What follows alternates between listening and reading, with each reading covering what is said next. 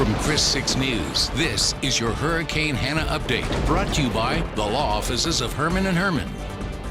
Well, good morning. It's now Hurricane Hanna, and that is heading our direction. It's only about 60 miles off the coast of Corpus Christi and continuing to slowly move about 9 miles an hour. And you can see the rain bands with this. Most of the rain so far this morning has been light to moderate, but you can see there's pockets of heavier rain, and those will eventually work their way in here. But right now we've got some moderate rain coming down just to the west of Port Aransas, as well as near Rockport, and all this is kind of tracking to the south with those winds coming in from the north. In fact, the wind's been picking up, especially those of you at the coastline from Rockport on southward to the Naval Air Station and Corpus Christi, noticing that wind starting to increase out there.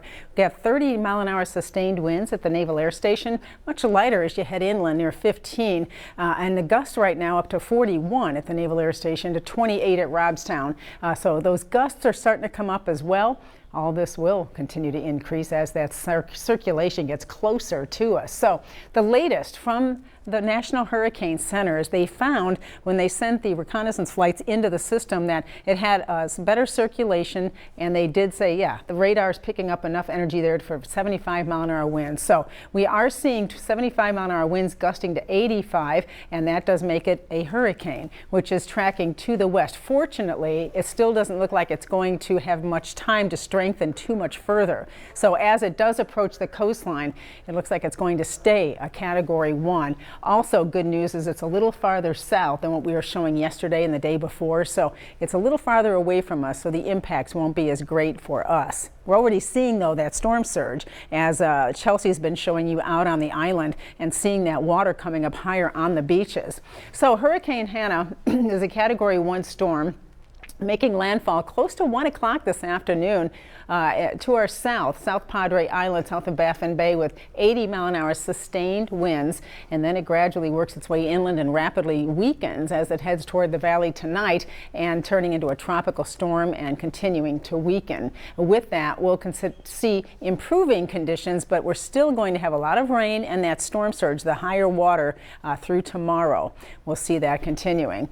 Tropical storm force winds, 39 miles an hour to 73 is what we're talking about here. Those winds from 8 until about 10 o'clock continue to move onto the coastline. So that wind will gradually increase mid-morning. We have the storm surge warning, and we already saw the effects that hurricane is having on that water coming high on the beaches, and also the rain. Those heavier rain bands will continue to bring about 4 to 8 inches of rain, locally up to 12. Flash flooding is possible, and this flash flood watch goes through tomorrow evening. So it's going to be ongoing even after it moves on shore, where you can see the heaviest rain totals on Rain Tracker here.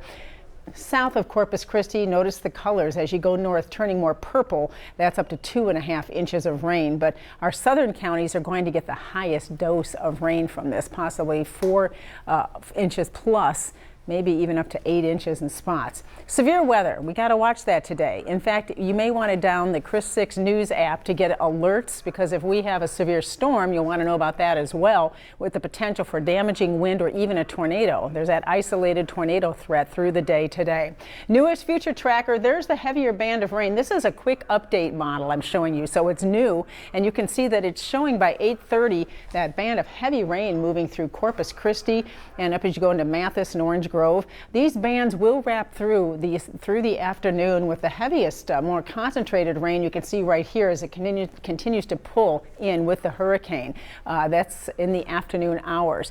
That moisture just keeps going, wrapping around this system, coming in, and we're going to see on and off showers and storms through early next week. So flooding may be an issue here in spots, especially today and into tomorrow, and then we'll continue with scattered showers and thunderstorms. At least the summer heat's come down, huh? We're looking at temperatures in the 80s as we get through the weekend. Warming up, though, we get back to that heat and humidity by late next week. Paulo? Well, Sharon, we've been tracking this as a tropical storm, Hanna, for quite some time now. It was just upgraded to a hurricane. What's the distinction in terms of, I guess, impacts that it's going to have on our areas? Yes, what we look at for tropical storm force winds up to 73 miles an hour. Once it gets to 74, it's considered a hurricane. So the impacts are much greater with a hurricane, but fortunately with this one, it's a minimal hurricane. Then we start rating them by categories once you get into the hurricane status. Okay. Thank you, Sharon, All for right. that update. We'll check back in with you in just a little bit.